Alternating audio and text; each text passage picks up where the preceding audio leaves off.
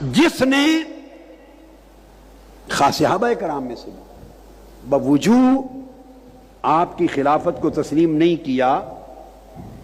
اور کوئی اقدام کیا، اس کو ائمہ اہل سنت نے اول دن سے آج تک اس کو خروج اور بغاوت قرار دیا ہے۔ جس نے مولا علی المرتضیٰ کے زمانے میں ان کی خلافت کو قبول نہیں کیا اور کوئی اقدام کیا، اس کو ائمہ اہل سنت نے بالاجماع بغیر اختلاف کے خروج اور بغاوت قرار دیا، اور اس طبقے کو خود آقا علیہ الصلوۃ والسلام نے بغاوت قرار دیا تھا، حضور علیہ السلام نے بغاوت قرار دیا تھا۔ عقیدہ یہ ہے، اختلافات ہوئے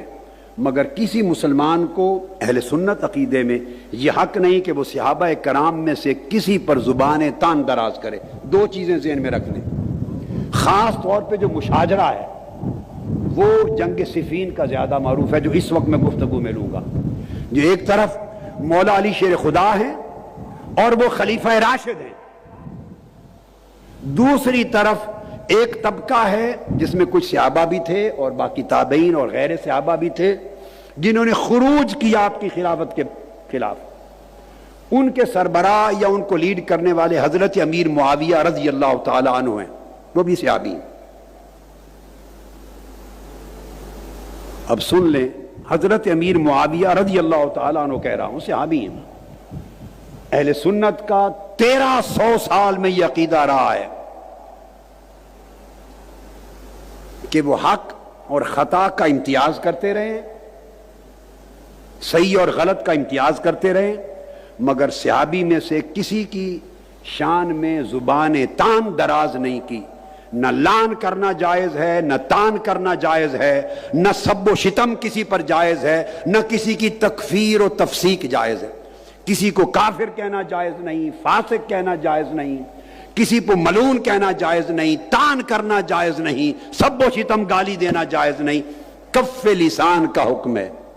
حضرت امیر معاویہ رضی اللہ تعالی عنہ کے لیے۔ کف لسان، یہ اہل سنت کا عقیدہ ایک بڑا نازک عقیدہ ہے۔ ادھر ہٹ گئے تو اور مسلک بن گیا، اس طرف ہٹ گئے افراط ہوا یا تفریط، آپ مسلک اعتدال پر اہل سنت پر نہیں رہے، گمراہی کی طرف چلے جائیں گے۔ اور کف لسان، صرف زبان کو بند رکھنا، ایک یہ چیز طے شدہ رہی، ایک یہ طے شدہ رہی کہ حق پر ان سارے مشاجرات میں مولا علی المرتضیٰ تھے۔ چونکہ گفتگو اس وقت صرف حضرت امیر معاویہ رضی اللہ تعالیٰ عنہ کے تناظر میں ہو رہی ہے، جنگ صفین اور آپ کا جو پورا نظام سیاست و ملوکیت تھا اس حوالے سے ہو رہی ہے، لہذا ان کا سٹینڈ خطا پر مبنی تھا، وہ خاطی تھے، ان کا موقف درست نہیں تھا، اور فقہا نے اور ائمہ اصول الدین نے اپنی تمام کتب اہل سنت کے اندر ان کے اس عمل کو، اقدام کو خروج اور بغاوت تک کا لفظ لکھا ہے، خروج اور بغاوت کا لفظ لکھا ہے۔ کسی ایک کتاب نے بھی ان کے عمل کی توثیق نہیں کی۔ میں 1300 سال کے ذخیرہ علم کی بات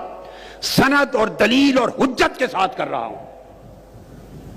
ائمہ اہل سنت میں کسی ایک نے ان کے طرز عمل کی توثیق نہیں کی، اس کو درست نہیں کہا، اس کا دفاع بھی نہیں کیا، کسی نے دفاع بھی نہیں کیا، نہ ان کی شان میں کسی نے کلابے ملائے، نہ کسی نے قصیدے پڑھے،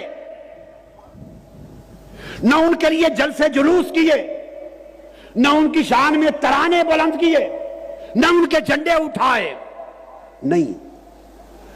1300 سال کا اہل سنت والجماعت کا ذخیرہ علم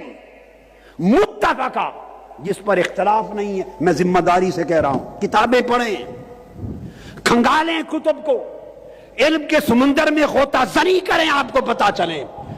1200-1300 سال میں اصول دین اور اصول عقائد کے اور اصول فقہ کے کسی ایک عالم اور فقیہ اور امام نے ان کا دفاع نہیں کیا، ان کے طرز عمل کی توثیق نہیں کی، ان کے قصیدے نہیں پڑھے۔ ہر ایک نے متفقہ طور پر ان کے طرز عمل کو خروج کہا، بغاوت کہا، اور مولا علی المرتضیٰ کو حق پر کہا،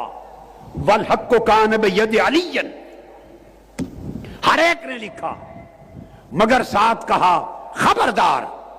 آپ کا حق نہیں۔ ان کو مجتہد خاطی کہا، یہ ان کا اجتہاد تھا، وہ خطا پر مبنی ہے، معاملہ اللہ پہ چھوڑا، اور صحابہ کرام میں شامل ہونے کی باعث کف لسان کو حکم دیا کہ کوئی انہیں کافر نہ کہے۔ میرے لفظ سنیں، کتابوں میں لکھا ہے کہ انہیں کافر نہ کہا جائے،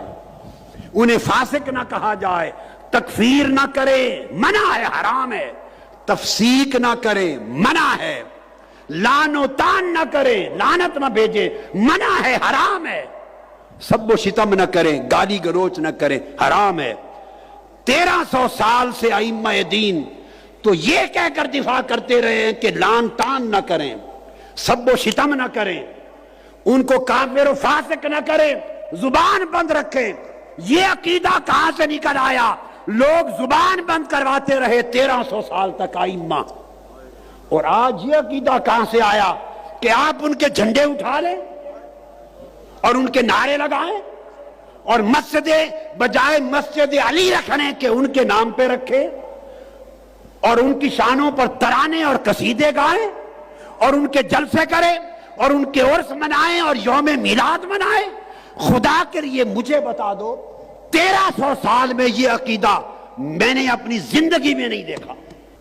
نہ اہل سنت والجماعت جو بریلوی مکتب فکر کہلاتا ہے، نہ ان کے ہاں دیکھا، نہ اہل سنت والجماعت میں جو علماء دیوبند ہیں، دیوبندی مکتب فکر، نہ ان کے ہاں دیکھا۔ یہ سن لیں، میں ضمانت کے ساتھ کہہ رہا ہوں، نہ اہل حدیث مکتب فکر میں دیکھا جن کو سلفی کہتے ہیں، نہ حنفیوں میں دیکھا، نہ مالکیوں میں، نہ شافعی میں، نہ حنبلی میں، نہ مقلدین میں، نہ غیر مقلدین میں، نہ اشاعرہ میں، نہ ماتریدیہ میں، نہ علماء میں، نہ صوفیاء میں، نہ محدثین میں، نہ فقہاء میں۔ 1300 سال میں صرف ایک ہی عقیدہ رہا کہ غلطی پر تھے، ان کا طرز عمل خروج تھا، کسی نے بغاوت کہا، کیوں کہ خلیفہ راشد کے خلاف نکلے تھے،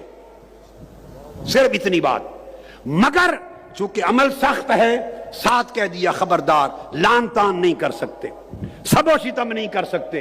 معاملہ اللہ پہ چھوڑا، زبان کو بند رکھیں، ہر صحابی کی تعظیم کریں، ہمارے اوپر واجب کر دیا۔ عقیدہ تو یہ تھا کہ چپ رہیں، تم نے اپنی چپ توڑ دی اور نعرے لگا کر بالواسطہ مولا علی المرتضیٰ کے بغض کو پھیلانا شروع کر دیا۔ اب آج حضرت امیر معاویہ، میں خود رضی اللہ تعالیٰ عنہ کہتا ہوں، میں سب و شتم کو حرام جانتا ہوں، کف لسان کا عقیدہ میرا وہ عقیدہ ہے جو 1300 سال سے ائمہ اور اکابر اہل سنت کا کتابوں میں ہے۔ ہم زبان بند رکھتے ہیں، اور تم نے زبان کھولی، کھولتے مولا علی کہنے میں کھولتے تو بات تھی، ایمان تھا۔ تم نے ان کو مولا بنایا جن کے لیے ائمہ چپ کرواتے رہے کہ چپ، زبان بند رکھیں، سب و شتم نہیں کرنا، لعن طعن نہیں کرنی، تفسیق و تکفیر نہیں کرنی۔ وہ چپ کراتے رہے تاکہ صحابہ کا کہ جو ایک نسبت ہے اس کی وجہ سے تعظیم رہے، معاملہ اللہ پہ چھوڑ دیں، ختم۔ 1300 سال یہ رہا، اب تم جھنڈے لے کے باہر نکل آؤ اور ان کی شانیں بیان کرو، اور ان کے جلسے جلوس نکالو، اور لوگوں کے ذہنوں میں ایک انتشار پیدا کرو کہ وہ بھی صحابی تھے، یہ بھی صحابی تھے، وہ حق پر تھے، یہ حق پر تھے۔ کون وہ شخص ہے خلفائے راشدین کے بعد جن کو آپ مولا علی کے مقابلے میں کھڑا کرنے کی جرات کر سکتے ہیں؟ جو خلفائے راشدین کے علاوہ مرتبے میں کوئی مولا علی شیر خدا کے مقابلے میں کسی کو کھڑا کرتا ہے، وہ اپنے ایمان کی جڑ کاٹ دیتا ہے، وہ دین کی اور عقیدے کی نفی کر دیتا ہے۔